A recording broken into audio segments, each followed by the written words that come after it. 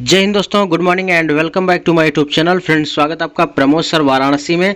Friends, आज की इस वीडियो में हम कवर करेंगे जूनियर असिस्टेंट 2023 के लिए कंप्यूटर के महत्वपूर्ण प्रश्न को। और यहाँ पर हम कवर करने वाले हैं सूचना एवं प्रौद्योगिकी यानी आईटी सेक्टर से महत्वपूर्ण प्रश्न को। और आईटी सेक्टर आपके सिलेबस में मेंशन है। और यहाँ पर डीप लर्निंग, मशीन लर्निंग और बिग डेटा प्रोसेसिंग, एआई से प्रश्न पूछे जाएंगे, ठीक है। और आईओटी से। तो हम एक एक करके जितने भी महत्वपूर्ण प्रश्न बन सकते हैं सभी को कवर करेंगे। तो सबसे पहले थ्योरी सेक्शन को कवर करेंगे, उसके बाद इंपॉर्टेंट एमसीक्यू फॉर्मेट में क्वेश्चन को कवर करेंगे, ठीक है। तो एक बार क्वेश्चन आप देख लीजिए। क्वेश्चन ऐसे है, ठीक है। क्वेश्चन अच्छा खासा लिया गया है, आपके लिए काफी बेस्ट कलेक्शन है। तो बस वीडियो के एंड तक आप बने रहिए, आपको बहुत ज्यादा बेनिफिट होने वाला है, ठीक है। तो चलिए स्टार्ट करते हैं। डीप लर्निंग क्या है या कैसे काम करती है। तो सबसे पहला प्रश्न है कि डीप लर्निंग कैसे काम करती है। तो डीप लर्निंग कृत्रिम बुद्धिमत्ता यानी एआई में एक विधि है। एआई का मीन्स हो गया कि आर्टिफिशियल इंटेलिजेंस में एक विधि है जो कंप्यूटर को मानव मस्तिष्क से प्रेरित तरीके से डेटा संसाधित करना सिखाती है। गहन शिक्षा मॉडल सटीक अंतर्दृष्टि और भविष्यवाणियां उत्पन्न करने के लिए चित्रों, पाठ, ध्वनियां और अन्य डेटा में जटिल पैटर्न को पहचान सकते हैं, ठीक है। ये डीप लर्निंग इसी प्रकार वर्क करता है, ठीक। अब चलते हैं आगे। आगे बात करते हैं डीप लर्निंग क्या है, ठीक है। तो डीप लर्निंग मशीन लर्निंग का एक जो है उप समूह है। डीप लर्निंग 2000 के दशक में विकसित हुआ।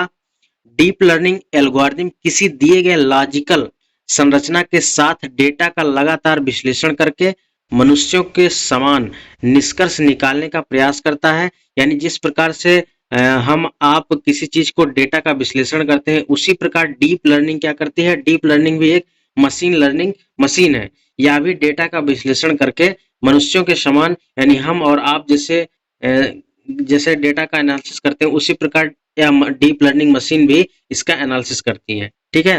वे मानव मस्तिष्क से प्रेरणा लेते हुए न्यूरल नेटवर्क, याद रखिएगा ये न्यूरल नेटवर्क किससे संबंधित है, डीप लर्निंग से। न्यूरल नेटवर्क नामक एल्गोरिथम की एक स्तरित सिंगल लेवल संरचना का उपयोग करते हैं। डीप लर्निंग में डीप नेटवर्क में परतों की संख्या को संदर्भित करते हैं। यानी डीप लर्निंग में जो डीप है ये किसको संदर्भित करता है, नेटवर्क में परतों की संख्या को संदर्भित करता है, ठीक है। ध्यान से देखिएगा, अभी इसी से आपको रिलेटेड क्वेश्चन मिलने वाले हैं। तो जितने अधिक परतें नेटवर्क उतना ही डीप होता है। यानी जितनी अधिक परतें रहेंगी नेटवर्क उतना ही डीप रहेगा। याद रखिएगा, पूछता है कि जितने अधिक परतें रहेंगी डीप कितना रहेगा, डीप उतना ही अधिक रहेगा। अगला है कंप्यूटर शक्ति में प्रगति और बड़े लेवल वाले डेटा सेट से आगमन के लिए डीप लर्निंग मॉडल को पनपने की अनुमति दी। ये मॉडल छवि और वाक पहचान कार्यों में विशेष रूप से अच्छे हैं, ठीक है। तो यहाँ से हमने थ्योरी सेक्शन को कंप्लीट कर लिया है। अब इसको यहाँ पर हम जो इससे रिलेटेड एमसीक्यू फॉर्मेट में क्वेश्चन बने हैं इसको हम यहाँ पे कवर करेंगे। बेस्ट कलेक्शन है, ठीक है।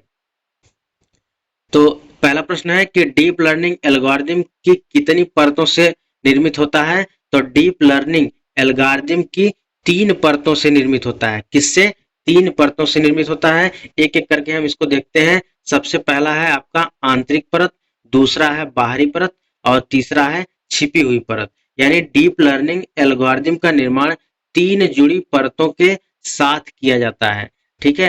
कौन कौन सी परत, आंतरिक परत, बाहरी परत और छिपी परत, ठीक है। याद रखिएगा डीप लर्निंग एल्गोरिथम की कितनी परतों से निर्माण किया जाता है, 3 परतों से।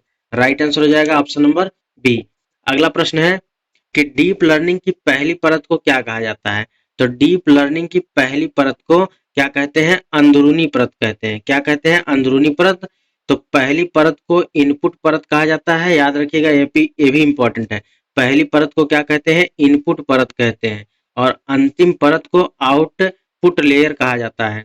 और बीच में सभी परतों को हिडन लेयर्स कहते हैं। याद रखिएगा बीच में जो परत होती है, मान के चलिए आपका इनपुट हो गया, उसके बाद ये आउटपुट हो गया। बीच की जो परत है ये आपकी हिडन परत कहलाती है।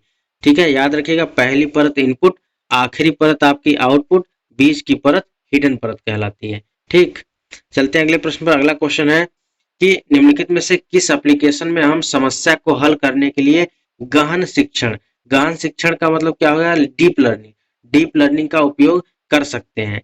किस एप्लीकेशन में हम समस्या को हल करने के लिए डीप लर्निंग का उपयोग कर सकते हैं? तो प्रोटीन संरचना की भविष्यवाणी के लिए, बिल्कुल सही है। विदेशी कणों का पता लगाने के लिए, रासायनिक प्रतिक्रियाओं की भविष्यवाणी के लिए, और ऊपर के सभी। ठीक है, यानी जो तीनों दिए गए हैं बिल्कुल सही है। राइट आंसर हो जाएगा ऑप्शन नंबर डी हो जाएगा। हम तंत्रिका नेटवर्क का उपयोग किसी भी फंक्शन का अनुमान लगाने के लिए कर सकते हैं। ठीक है, यानी हम तंत्रिका नेटवर्क का उपयोग किसी भी फंक्शन का अनुमान लगाने के लिए कर सकते हैं, ताकि सैद्धांतिक रूप से इसका उपयोग किसी भी समस्या को हल करने के लिए किया जा सके। ठीक है, अब चलते हैं अगले प्रश्न पर। अगला क्वेश्चन है, गहन शिक्षा की शुरुआत यानी डीप लर्निंग की शुरुआत कब हुई थी? तो आपने थंबनेल में रीड कर लिया होगा, क्योंकि उस पे हमने हाईलाइट कर दिया था। तो गहन शिक्षा की शुरुआत 1943 में हुई, 1943 में हुई। ठीक है, डीप लर्निंग का इतिहास 1943 का है, जब वारेन मैककुलोच और वाल्टर पिट्स ने मानव मस्तिष्क के तंत्रिका नेटवर्क पर आधारित एक कंप्यूटर मॉडल बनाया था। ठीक है, अगला प्रश्न है, गहन विद्या के जनक कौन है, यानी डीप लर्निंग के जनक कौन है? डीप लर्निंग के जनक फ्रैंक रोसेन ब्लैट है। कौन है? फ्रैंक रोसेन ब्लैट है, याद रखिएगा, इंपॉर्टेंट है। गहन विद्या यानी डीप लर्निंग के जनक कौन है? फ्रैंक रोसेन ब्लैट है। अगला है, डीप लर्निंग मॉडल के प्रशिक्षण के प्रत्येक युग में निम्नलिखित में से किसका निरंतर इनपुट होगा? ठीक है, किसका निरंतर इनपुट होगा? तो अगला क्वेश्चन है यहाँ पर कि डीप लर्निंग मॉडल के प्रशिक्षण के प्रत्येक युग में किसका निरंतर इनपुट होगा? डीप लर्निंग मॉडल के प्रशिक्षण के प्रत्येक युग में यहाँ पर इनपुट और छिपी हुई परत के बीच वजन का उपयोग होगा।